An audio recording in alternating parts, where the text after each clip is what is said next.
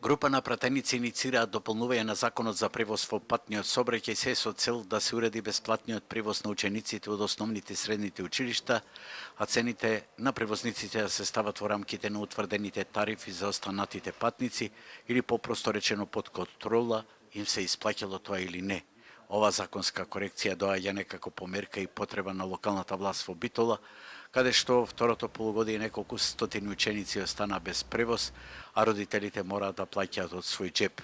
На последната седница на Советот, опозицијата побара рефундирање на потрошените средства, но власта остана глува. Како резултат на неспособноста на Наташа Петровска да се справи со обврските кои произлегуваат од функцијата градоначалник, во изминатата учебна година неколку стотини ученици останаа без законски загарантираното право на бесплатен училишен превоз. Оно што се случи во изминатите месеци е недозволиво и нормално дека ние како избраници на граѓаните кои ги штитиме нивните права, сметаме дека надокнадата која што ја платиле граѓаните треба да бидат обештетени.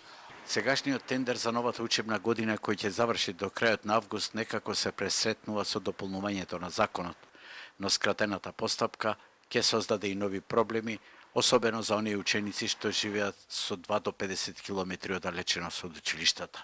Дополнувањето на законот што го иницира група пратеници по скратена постапка во никој случај не може целосно да ги реши проблемите со ученичкиот превоз. Тоа доаѓа од прилика дека една дупка можеби ќе затворат, но најмалку две ќе се отворат и особено најпроблематично ќе биде решавањето на превозот на учениците кои што најдалеку живеат од училиштата во кои посетуваат настава.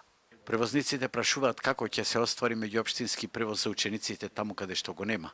Како, например, ќе се превезуваат учениците од Могила и околните села или од општината Новаци со селата Живојно, Бач, Рибарци, Арматуш, или кој ќе биде ексклузивен превозник од Ресен до Битола, кога има 2 превозника, а уште повеќе, како до Ресен ќе се превезуваат децата од Брајчино избиште или Стење.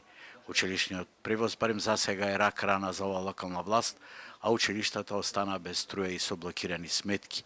Тие спасот го бараат во централниот буџет и се правдаат со претходниците, а една учебна година веќе им помина во нивниот багаж.